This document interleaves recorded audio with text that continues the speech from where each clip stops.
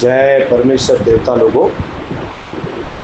दोस्तों, आज page number 151 से आगे बढ़ रहा हूँ। शाद अनूपदास लिखी किताब जगत हितकारनी।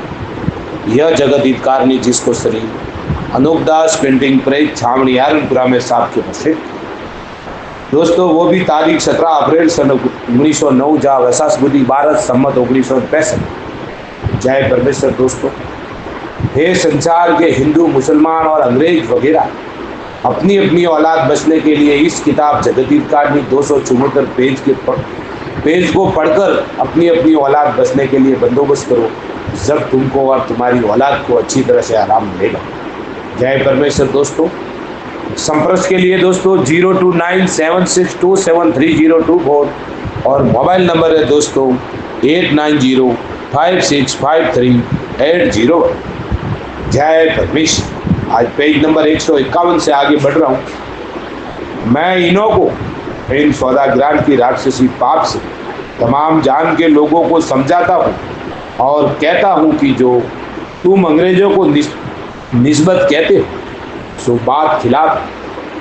सो यह खिलाफ बात है और जाल बनियों का सलाया हुआ है, क्योंकि अंग्रेज तो अब आए हैं और इन्हों को थोड़ा ही अरसा हुआ है, परंतु इन बनियों का पाप तो बल राजा के बाद से हुआ है सो हो रहा है।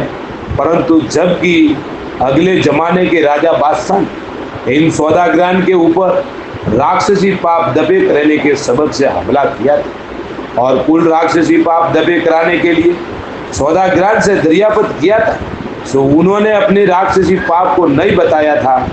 जब बादशाह ने इन लोगों के मंदिरों को गिरवा के मंदिरों की पुतलियों को खंडन किया था, जिसका सबूत अब तक मौजूद है। दोस्तों, सो ये हिंदू मुसलमान उस जमाने में अंग्रेज कहाँ आए थे जो तुम अंग्रेजों का जाल जानते हो। सो ये तो अंग्रेजों का जाल नहीं है, ये तो इन सौदागरान का जाल है। परंतु ये सौदागर महाजन तुमको अपने राक्षसी पाप से अंग्रेजों का जाल सुझाते हैं। सो अंग्रेजों का जाल नहीं, क्योंकि वो हिंदुस्तान का राज कर रहे और शेर बकरी को एक घाट का पानी पिला दे। इसी तरह से इनका भी बंदोबस्त करेंगे, परंतु अभी इन्हों को इन सौदागरान की राक्षसी पाप की खबर नहीं।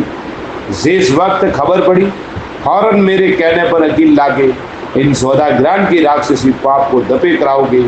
फिर ये बात भी काबिल ख्याल करने की कि तुम लोग ये कहते हो कि अंग्रेज धन को खींच के ले गए हैं।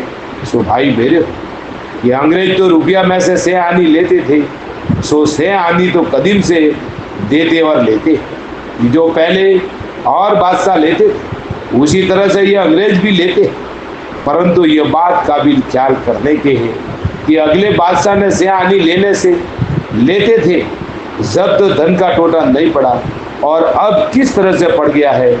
और अंग्रेज लोग 6 आनी लेते थे तो वो 6 आनी पीछे हिंदुस्तानी अमीर से लेकर के और गरीब तक जो अंग्रेज के नौकर है वो लेते। सो वो हिसाब तो पूरे का पूरा है, और धन तो बहुत था, कुछ 6 आनी वगैरह देने से धन थोड़ा ही टूटता है। सो इसका सबब यह है कि अंग्रेज तो वही 6 आनी लेते थे कि जैसे पहले जमाने के राजा बादशाह लेते थे। परंतु मैं आप सब साहबों को दरियापत करता हूँ कि पहले हिंदुस्तान के गरीब अमीरों के घर में इस कदर धन था कि जिसका कुछ शुमार नहीं हो सकता। सो वो धन कहाँ गया? सो वो धन अंग्रेजों ने थोड़ा ही लिया है। सो भाई मेरे हो, इन्होंने तो नहीं लिया है, क्योंकि वो तो सिर्फ 6 आनी लेते थे कि जो अगले जमाने की राजा बादशाह लेते। सो उस 6 आनी लेने से धन का टोटा किसी हालात में नहीं पड़ सकता। वो तो सौदागर महाजनान ने अपने जादू के जुल्म से खींच लिया है, क्योंकि चांदी सोने का ठाट और पाट कुल विलायत में था। Page number 152।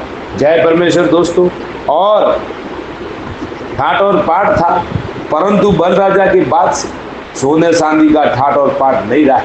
सो इन बनियों ने अपने जादू के जोर से ताल वगैरह डाल के टूटा हुआ धन जमीन को फाड़ के खींच लिया है। और अलावा इसके जो लोगों दिखाऊ धन था उसको इन्होंने झूठा जाल चला के सलाह और लगा के संसार के लोगों के पास से ले लिया और बहुत सा काल डाल के धन ले लिया। तो ये बनिए बल राजा के बाद से अपना कर्ज 7 पीढ़ियों का निकाल के ले जाते।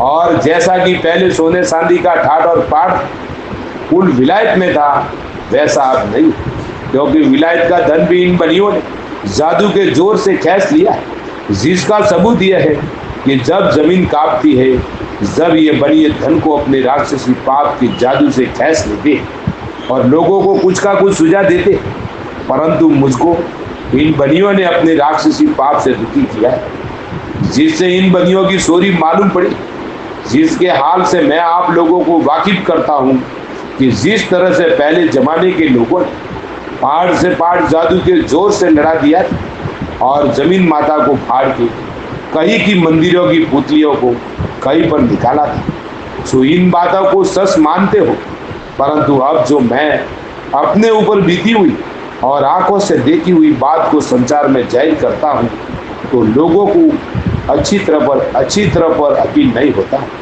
कि यह बनिए जादू के जोर से मंदिरों को जमीन फाड़ के उड़ा देते और धन को उड़ा देते और खींच लेते हैं, परंतु दुनिया के बुलाने के वास्ते ये कैसी जाल की बातें चला दी है कि जमीन माता सींग बदलने के सबब से प्राप्ति है। और जो कि धन को खींच लेते उसके बारे में ये जाहिर करते हैं कि लक्ष्मी में जान पड़ जाती है, कि जब उसके कुल में कोई नहीं रहता है जिससे माल जमे करके जमीन में दफन किया है, फिर लावारिस होने की वजह से उस गड़े हुए धन में जान पड़ जाती, सो धन के सांप बिच्छू बन जाते हैं।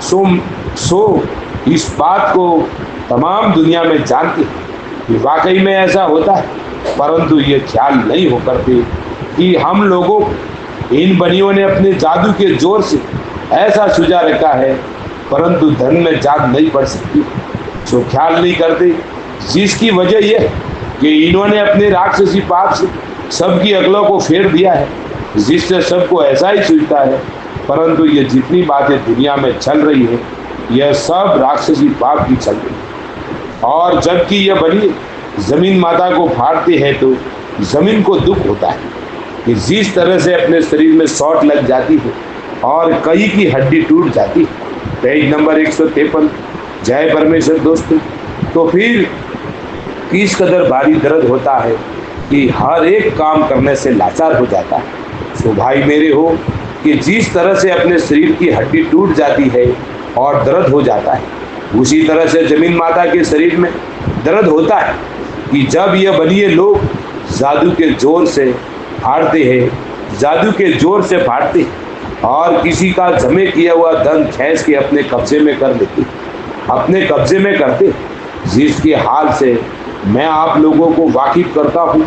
सो आप लोग वाकिफ होंगे और दिली इरादा संसार के लोगों से करके इन बनियों के राक्षसी पाप को दबेगा, तो तमाम जहान को इन बनियों के जादू से सुख प्राप्त होवे, क्योंकि ये बनिए ऐसे बदजात है कि जिन शख्सों ने या उनके बुजुर्गों ने खेती बाड़ी करके या नौकरी चाकरी करके शेर 2 शेर धन या मन 2 मन या 10-15 शेर जमे कर लेते, जब वो फिराक में रहते हैं कि इस धन को जमीन में गाड़ दूं कि किसी वक्त में बच्चों के काम आवेगा, परंतु जमीन के अंदर जिस वक्त उस धन को गाड़ते हैं तो उन्हों का दिल जादू से किस तरह से डावाडोल करते हैं कि जो बयान नहीं किया जाता है। वो यह है कि जो मैं इस जगह पर गाड़ दूं, जब तो कोई शख्स निकाल ले जाएगा, इससे फलानी जगह गाड़ना दुरुस्त। इसी तरह से थोड़े दिन सोचा बिचारी में लग जाते और बाद सोच बिचारी के उस धन को मुनासिब जगह जान के और बुद्धि फेर के गड़वा देते, जिससे यह बेईमान उसको कच्ची उम्र में जादू से मार देते हैं और ऐसा सख्त बीमार करते हैं कि जुबान जादू से बंद कर देते कि वो शख्स पहले अपने बाल बच्चों को धन नहीं बता सकता। इससे उनकी नीति डावाडोल रहती है कि यह बनिए महाजन उसको जादू से यह सुझाते हैं कि यहाँ गाड़ू या वहाँ गाड़ू।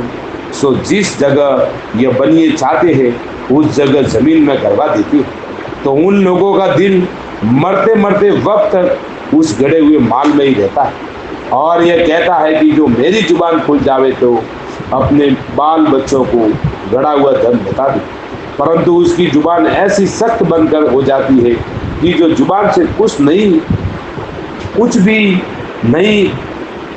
कुछ कहीं भी नहीं सकता, फिर वो धन वही पड़ा रह जाता है कि जहाँ गारा था, क्योंकि उसकी औलाद को तो उस धन की खबर नहीं कि हमारे बुजुर्गों के पास धन था या नहीं, और उसकी जुबान इस कदर बंद कर दी, फिर किस तरह से उसके घर वालों को मालूम होता कि धन था कि नहीं।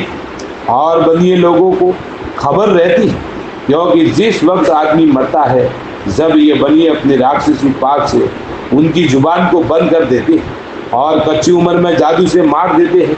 इस वजह से बनियों को मालूम होता है, सो जब कि मर जाता है और किसी को खबर नहीं रहती है, जब ये बनिए जादू के जोर से कुछ का कुछ सुझा के फैस लेते। जय परमेश्वर। दोस्तों कल पेज नंबर 154 से आगे चालू होगा शायद अनूपदास महाराज लिखी किताब जगत हितकार में। यह जगत हितकार में जिसको श्री अनूपदास प्रिंटिंग प्रेस छावनी हैरनपुरा में साप्ते प्रसिद्ध, वो भी दोस्तों तारीख 17 अप्रैल सन 1909 जहाँ वैसाख बुद्धि 12 सम्मत 1965। हे संसार के लोगों, ये किताब कोई ज्ञान और मजहब के बारे में नहीं, ये किताब सिर्फ हिंदुस्तान के बड़ियों सौदागर बड़ियों बेईमानों के बुरे जाल से बचने के लिए हिदायत है कि साथ गौर से इस किताब के मजमून को पढ़कर अपनी अपनी औलाद बचने के लिए बंदोबस्त करो, जब तुमको और तुम्हारी औलाद को अच्छी तरह से आराम मिलेगा। जय परमेश्वर।